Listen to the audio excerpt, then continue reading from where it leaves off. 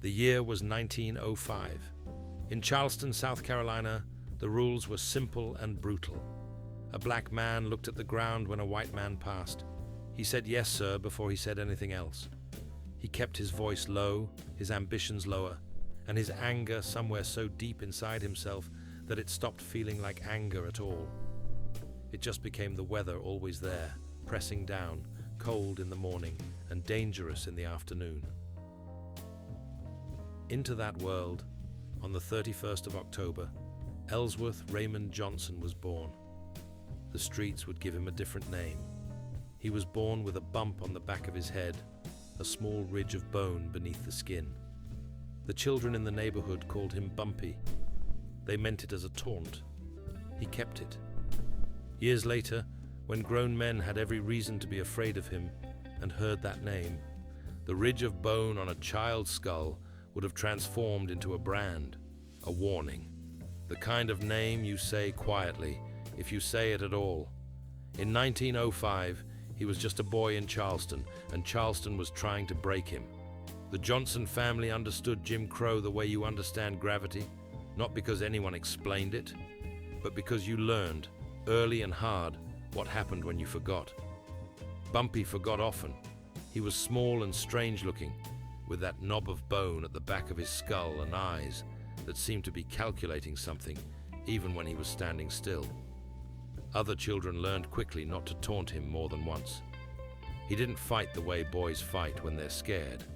He fought the way boys fight when they've already decided they'd rather take the punishment than let the insult stand.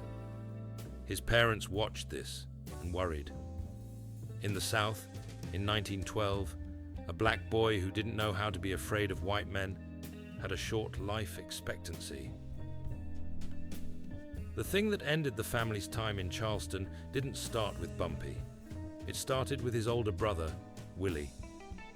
In 1915, Willie Johnson was accused of killing a white man. The details, whether he did it, whether it was self-defense, none of that mattered in Charleston in 1915. A black man accused of killing a white man didn't get a trial designed to find the truth. He got a process designed to reach a particular conclusion. And if that process moved too slowly, there were men willing to skip it entirely. A mob doesn't schedule a lynching. It just arrives. The Johnson family mortgaged the house, everything they owned, and sent Willie north to Harlem. Willie survived. The house was gone. In 1919, Bumpy's parents made the second hard decision. The particular combination of traits, he'd been born with the refusal to bend, the capacity for violence, the intelligence that made him despise the theater of submission the South required, had no future in Charleston. It had only an ending. They sent him to his sister Mabel in Harlem. He arrived 14 years old, with a southern accent thick enough to cut, and exactly one plan: not to go back. Harlem in 1919 was the most remarkable neighborhood in America. The Great Migration was in full force, hundreds of thousands of black Americans fleeing the terror of the South and pouring into Upper Manhattan, looking for something that kept being promised and kept being deferred. Jazz came out of open windows at 2 in the morning. Barbershops were parliaments. Langston Hughes was there. Duke Ellington was there. Marcus Garvey stood on a soapbox on 125th Street and told people they were kings and queens. It was alive, Harlem was. Genuinely, electrically alive. Bumpy Johnson didn't arrive to write poetry.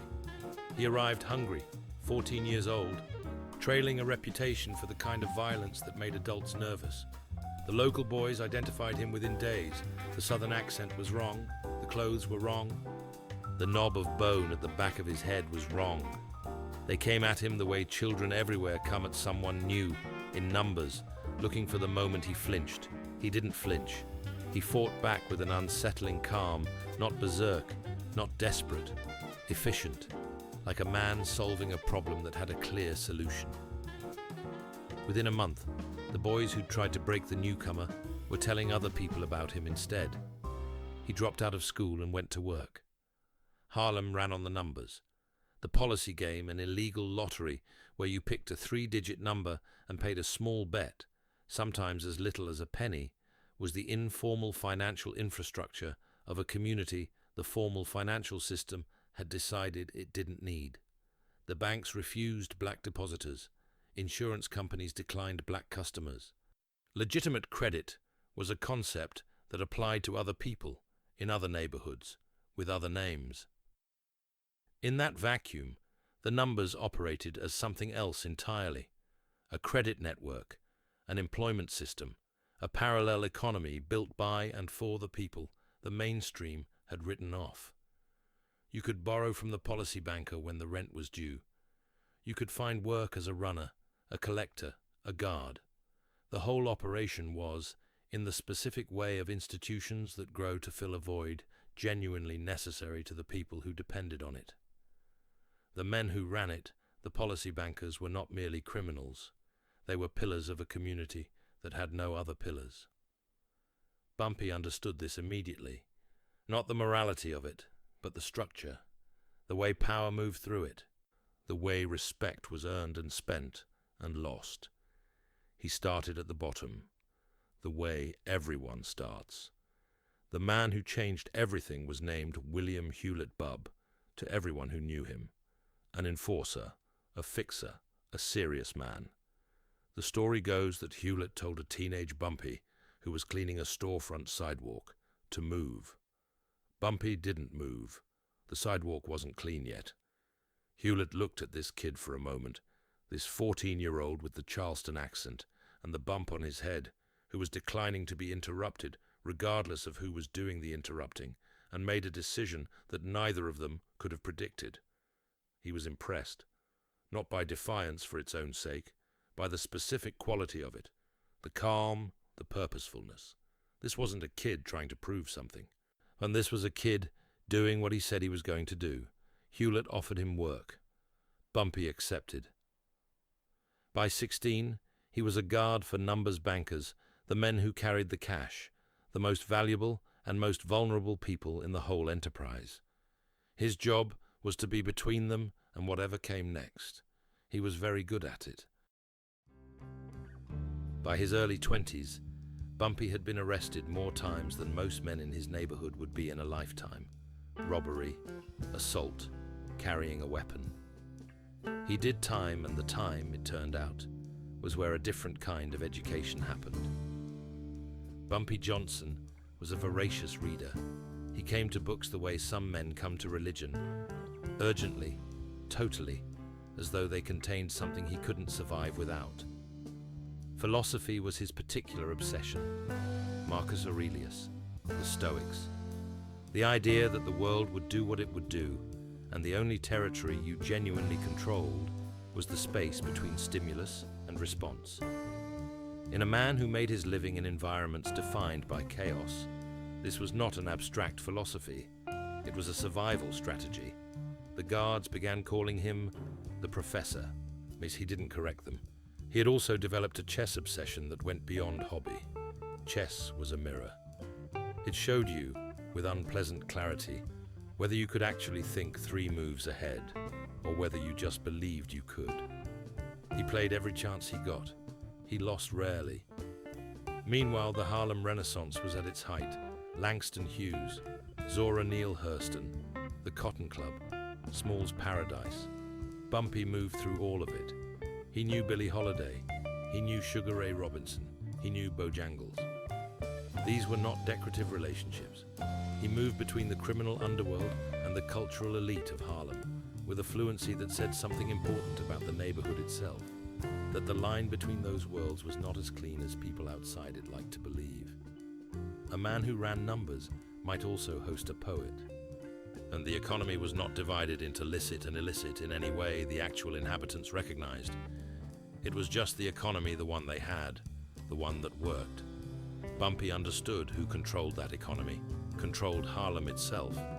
He was not yet that man, but he was watching, learning, and waiting. By the early 1930s, he had accumulated something more valuable than money, a reputation, known as someone you could trust, loyal, capable when the situation required it, of a violence that was precise and purposeful rather than random. In 1932, he got out of prison and went to work for the most remarkable woman in Harlem. Stephanie St. Clair was from Martinique, an island woman who had arrived in New York around 1912, speaking French and English with equal precision, carrying herself with a self-possession that confused people who expected to categorize her quickly. She was black, a woman, an immigrant. The systems of American society had arranged all three of those facts to mean she should occupy a very specific and very low position. She declined that position. By the mid-1920s, St. Clair had built one of the most profitable numbers operations in Harlem. On the street, they called her Madam Queen. She dressed impeccably. She spoke in complete sentences. She was, in every sense that mattered, formidable. In 1932, she was facing the most serious threat of her career. The threat had a name: Dutch Schultz. Arthur Flegenheimer, the beer baron of the Bronx, had built his empire on prohibition bootlegging. When prohibition ended in 1933, he needed a new business. He looked at Harlem, he saw the numbers, and he sent men uptown with a simple message: pay us a percentage or we shut you down. By force. The force meant beatings, kidnappings, destruction of property, and murder. One by one, the policy bankers of Harlem capitulated. They were outgunned, operating in a city where the police were either on Schultz's payroll or indifferent to what happened to black victims of mob violence. One by one, except for one. Stephanie St. Clair refused.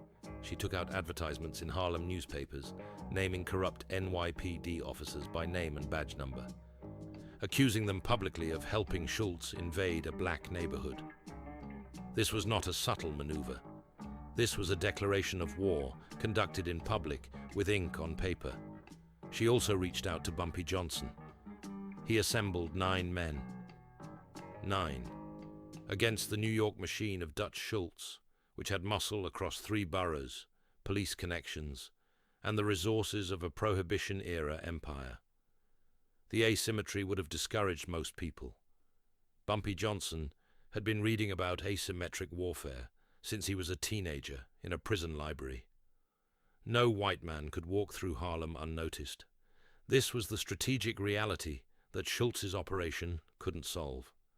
His enforcers were from the Bronx, and lower Manhattan. They might as well have been wearing signs when they came uptown. Every neighbor on every block watched them. Every shopkeeper knew their faces. Every kid playing stickball was, without knowing it, part of an intelligence network that Bumpy Johnson had direct access to.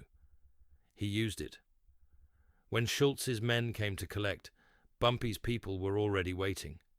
Not always with violence, sometimes just with presence. A reminder that this block had memory and there would be consequences, but sometimes with violence. The war in Harlem lasted 3 years. More than 40 men died.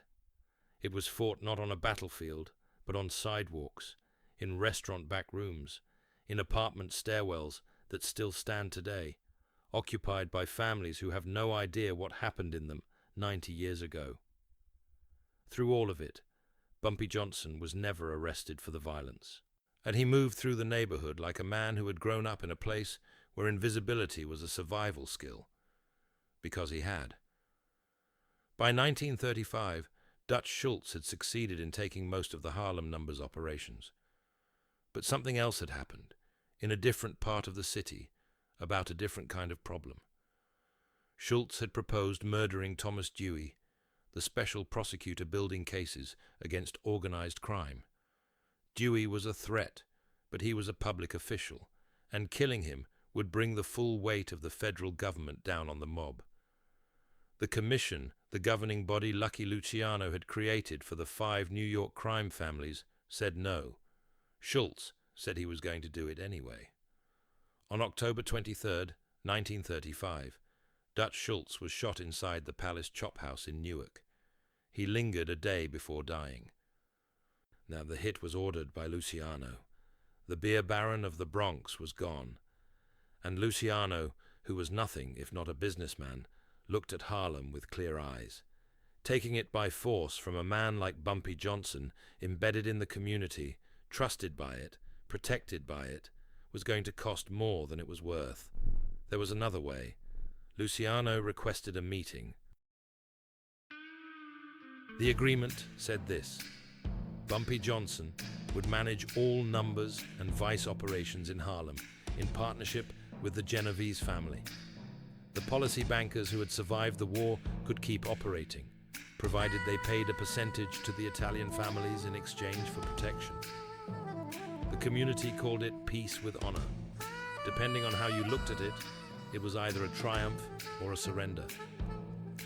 For Bumpy Johnson, it was probably both.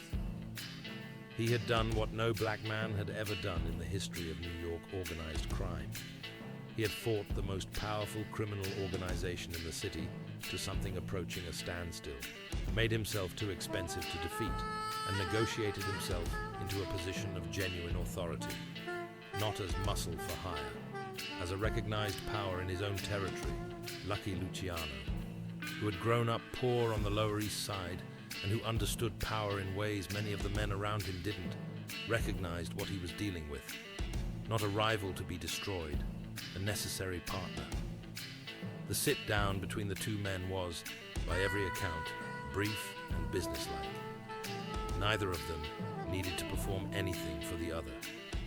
Luciano had seen what Bumpy was capable of. Bumpy had seen what Luciano was capable of. They were two men who understood, across the line that divided their worlds, that the conversation they were having was the only alternative to a war that neither of them could afford to win cleanly. The Italian families got their percentage.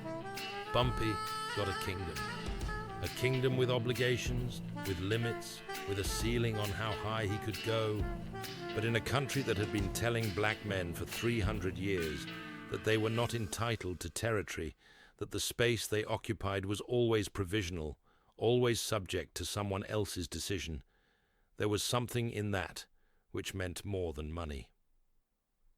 From 1935 forward, Ellsworth Bumpy Johnson was the undisputed king of the Harlem Underworld. He was 30 years old. He dressed the way a king should, beautifully, always. Silk ties, linen suits in summer, a hat worn with the precision of a man who understood that nothing about him was accidental. He moved through the neighborhood, not with a retinue drawing attention he had learned in 3 years of guerrilla war. That visibility was vulnerability, but with a presence that rearranged the room. That's what real authority looks like in a neighborhood, not the spectacle of it, the rearrangement. Every Thanksgiving, the turkeys arrived. Not a few, hundreds, distributed through the neighborhood to families who couldn't afford a Thanksgiving dinner, which in Harlem in the late 1930s and 1940s was a very large number of families. Every Christmas, there were parties for the children. He paid rent for widows. He paid college tuition for young people from the neighborhood who had the brains and the ambition, but not the means. He did all of this without announcing it. He did not give press conferences. He did not accept awards. He just did it, and Harlem knew. The question that has followed his legacy, ever since the one he seems to have grappled with himself in the late evenings when the business of the night was done, is whether the philanthropy absolves the crime. Because here is what else was true. By the late 1940s, a heroin was flooding Harlem, not metaphorically, literally. The drug hollowed out families, destroyed a generation of young men, left a community that had survived slavery and Jim Crow and the Depression genuinely struggling with something that felt, to the people inside it, like extinction. Bumpy Johnson was not the architect of the heroin trade in Harlem, but he was not innocent of it. His alliance with the Genovese family, which gave him his kingdom, also gave him access to the supply chain that was destroying the people who ate the turkeys and attended the college he paid for. He knew this. There is no evidence that he found a way to reconcile it. There is evidence that he tried, and there is evidence that in the end he kept doing what he was doing, because the alternative was to stop doing everything, and he was not a man built for stopping. In 1948, he married Mamie Hatcher. She would become eventually the primary keeper of his legacy, the one who pushed back against the myths, who corrected the lies, who said, "This is who my husband was, not who the movies decided to make him." She described him as a man of profound contradictions, a devoted husband, gentle at home in ways the street would not have recognized, a man who still wrote poetry at night. He'd been writing it since his first years in prison, had been published during the Harlem Renaissance in journals that also published Langston Hughes, a man who wrote poetry and ordered executions. Both of those things. And the world doesn't give you a clean way to hold both at once. The people of Harlem held that contradiction every day, because the police who were supposed to protect their neighborhood were not protecting it. The banks were not serving them. The city government had decided, in 1,000 small administrative ways and a handful of large brutal ones, that including them was optional. In the absence of those institutions, Bumpy Johnson was an institution. Not a good one, not a clean one, but one that was present, that was accountable in the direct way that street power is accountable. When something went wrong on a block he controlled, you could find him. You could talk to him. He would hear you. In a city that was still deciding in 1945 whether black residents deserved the full benefits of citizenship, that was not nothing. In 1952, the federal government arrested him on narcotics charges.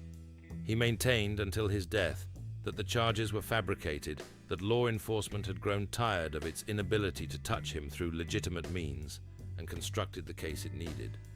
Harlem believed him. The courts did not. He was sentenced to 15 years. And because of who he was, his connections, his network, they didn't send him to a standard federal penitentiary.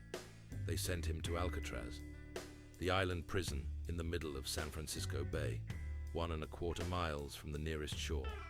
The facility designed specifically to hold the men that other facilities couldn't contain, men like Al Capone, like Machine Gun Kelly, like the Birdman of Alcatraz. Men whose influence and resources meant that ordinary incarceration was only a partial solution. Bumpy Johnson arrived as inmate number 1117. He was 49 years old. The cells were small. The regime was strict. The water that surrounded the island was cold enough and fast enough that the Bureau of Prisons considered it a more reliable barrier than any wall they could build. The men who had been sent here had not been sent to be rehabilitated. They had been sent to be contained. The message was simple. You have reached the end of the road. There is nowhere further from where you were. Bumpy unpacked his books and found a chessboard. He played chess, not casually seriously, with the focus of a man who had very little to do and a very long time to do it. He became, by the accounts of those who played him, genuinely difficult to beat. The other inmates learned to read his stillness, the same way his enemies on the street had learned to read it, as a sign that he was already several moves ahead, waiting for you to play yourself into a corner you hadn't seen yet. He also read more philosophy, more history. A particular interest in the intellectual tradition of black resistance, Frederick Douglass, W.E.B. Du Bois, the writers who said the struggle for dignity was not new and was not going to be resolved in a single generation, and required, above all, clarity about what you were fighting for. The guards called him the Professor. He still didn't correct them. Then there was the matter of June 1962. On the night of June 11th, 3 inmates disappeared from Alcatraz: Frank Morris, John and Clarence Anglin. They had spent months digging through cell walls with sharpened spoons, building a raft from raincoats, making dummy heads from papier-mâché to fool the guards during bed checks. One of the most audacious escapes in American penal history. The FBI's official conclusion: they drowned in the cold, fast-moving waters of San Francisco Bay. The other version, the one that circulates in the margins of Harlem history, says a boat was waiting at Pier 13 in the Hunters Point district of San Francisco. The boat was arranged by Bumpy Johnson, using his connections with the Genovese family, which had reach in the Bay Area as well as New York. Why would he help three strangers? The answer, if the story is true, says everything about the code he had developed, because they were three men against a system that wanted to say it was impossible. And he respected that. Because the kind of planning they had done, the patience, the refusal to accept the limits the world had decided to impose, was exactly the kind of thinking he had spent his whole life admiring. Nobody has ever proved it either way, which is perhaps exactly how he would have wanted it. He was released on parole in 1963. He had served 9 years. The time had done something that prison occasionally does to men of sufficient intelligence and will. It had clarified him.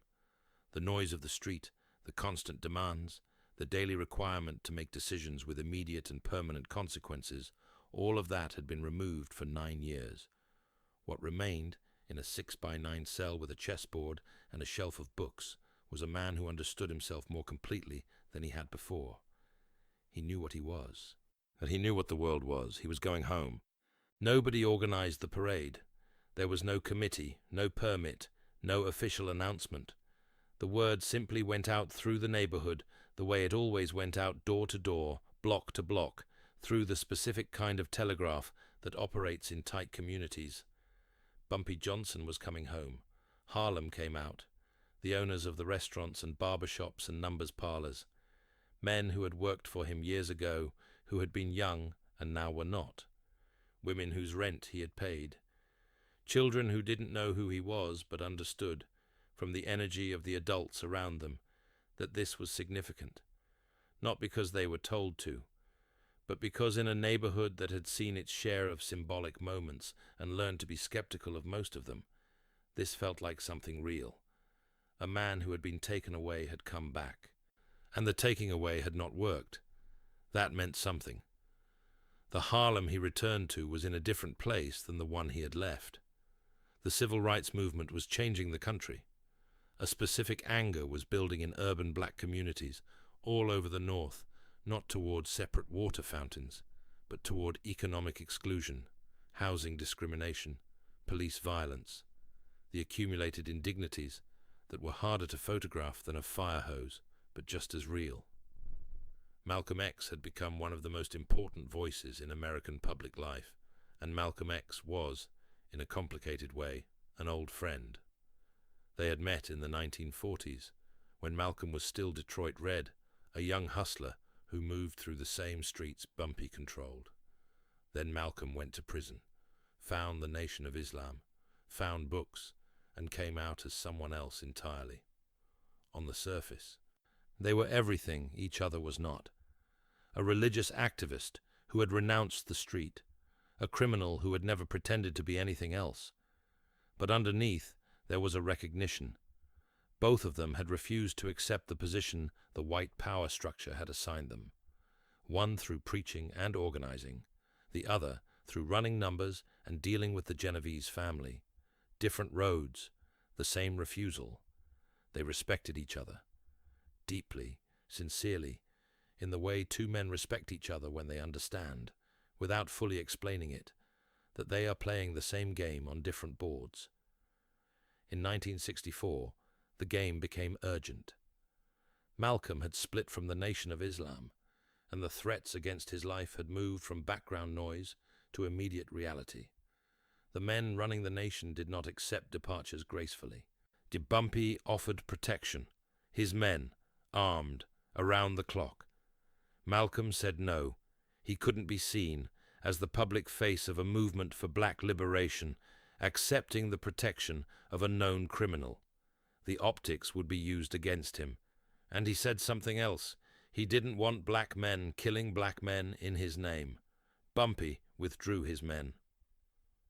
On February 21st, 1965, 2 weeks later, Malcolm X was assassinated on the stage of the Audubon Ballroom in Washington Heights. 3 members of the Nation of Islam opened fire while he stood at the podium. He was 39 years old. People who knew Bumpy said he was different after, more withdrawn, more cynical, The death of Malcolm seemed to confirm something he had been circling for years, that the system always found a way, that the men who threatened it most directly, who named it clearly, who refused to soften the indictment paid for that clarity with their lives. He had offered the only protection he knew how to offer. It had been refused, and the man he had offered to protect was dead. Bumpy Johnson carried that for the rest of his life.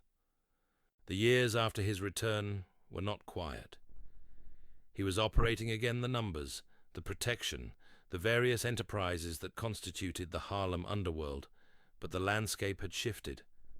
The heroin problem was worse, not better, and the damage was visible and devastating in ways that no amount of Thanksgiving turkeys could offset.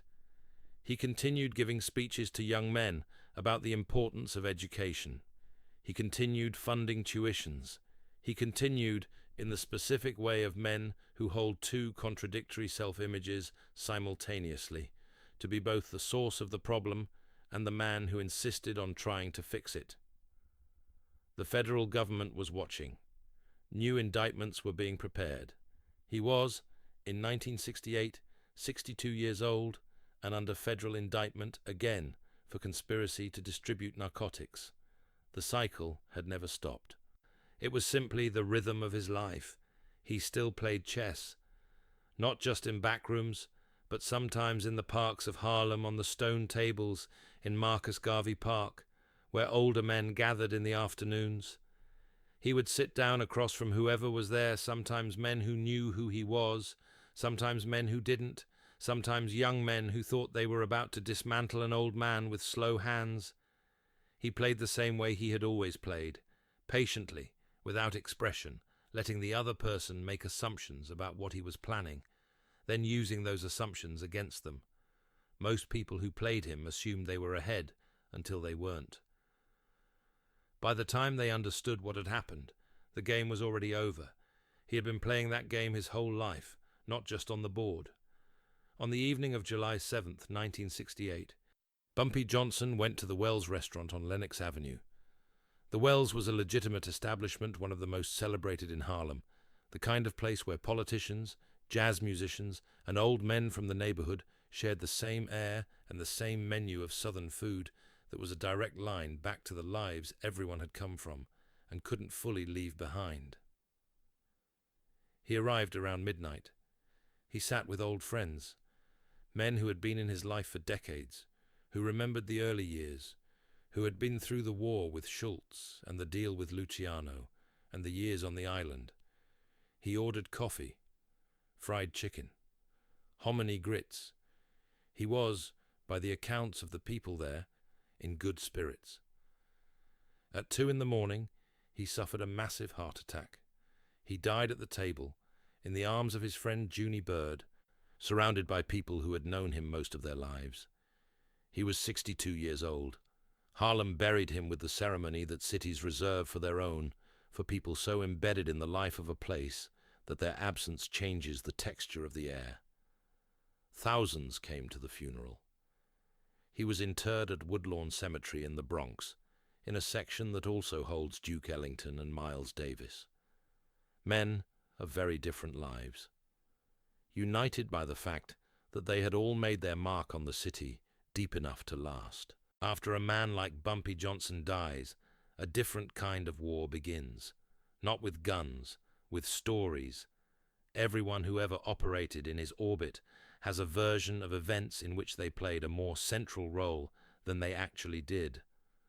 The legend had value because in the world of the street, and in the broader culture that romanticizes that world, the name Bumpy Johnson meant something that very few names meant. It meant that you had faced the white power structure and the white organized crime structure simultaneously, and you had found a way to stand. That was worth enough that men who barely knew him wanted a piece of it. The most notable example is Frank Lucas, a real figure, a drug dealer who developed a direct importation route for Southeast Asian heroin in the 1970s and became, briefly, one of the most significant narcotics distributors in New York.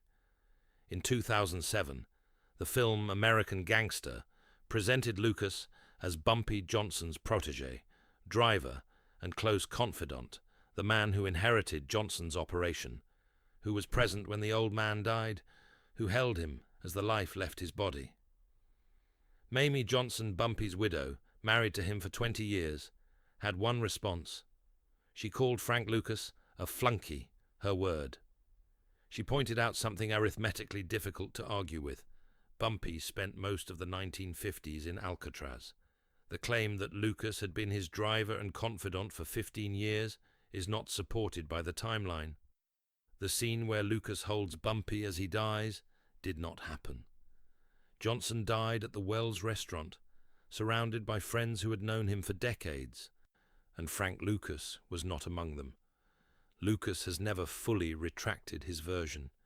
The disputed territory of Bumpy Johnson's legacy remains disputed, which is, in its own way, a testament to the size of what was left behind. You don't fight over the legacy of a man who didn't matter. The culture has kept returning to him. The 1971 film Shaft included a character named Bumpy Jonas, a direct portrait. The 1997 film Hoodlum told the story of the war against Dutch Schultz. The television series Godfather of Harlem, which began in 2019, has introduced a new generation to the story Forrest Whitaker, bringing to the role the same quality that defined Johnson in life. A stillness that contains something dangerous, a patience that is not passive but predatory. In hip-hop, a prodigy of Mobb Deep dedicated an entire project to his memory, the Ellsworth Bumpy Johnson EP. The full name, not the crime boss, the name his parents gave him, Ellsworth, a boy from Charleston who became something else. Here is the honest accounting. He was not a hero. He was a criminal who ran gambling operations, extorted people, was party to violence that killed men, and was connected to the narcotics trade that destroyed the neighborhood he claimed to protect. The turkeys and the tuition existed alongside the heroin, not instead of it. He was not a saint, and anyone who tells you the story as though he was, has decided to leave out the part that makes it complicated. But he operated in a world specifically designed to ensure men like him had no legitimate options. The banks wouldn't have him. The courts had demonstrated, eyes across decades and across the cases of thousands of men like him, that the scales of justice were not calibrated to weigh black lives at the same rate as white ones. The city had decided, in 1,000 small administrative ways and a handful of large, brutal ones, that including Black Harlem in the promise of American life was optional. In that world, that specific, documented, historical world, he built something. He maintained it against forces that tried to take it. He used it to provide, in the absence of institutions that should have been there, for a community that had been structurally abandoned. He did that for 40 years. The question his life poses is not really about him. It's about the world he was born into. What does a man do when the legitimate paths are closed and the illegitimate ones are the only ones open? What does a community do when the state has decided not to serve it and someone offers to fill that gap at a price? Is the price ever worth it? Bumpy Johnson answered those questions with his life. He answered them the only way he knew how, by surviving, by refusing to kneel, by building something in the space where there was supposed to be nothing, and carrying the cost of all of it until his heart gave out at 2 a.m. in a Harlem restaurant, surrounded by people who had known him long enough to love him despite everything they knew. In Harlem, they still say his name, not always out loud, but they say it. The way you say the name of someone who mattered quietly, with weight. The way you place a chess piece on the board when you've thought about the move for a long time and you're finally ready, deliberate, certain. The sound of a decision that was made and can't be taken back.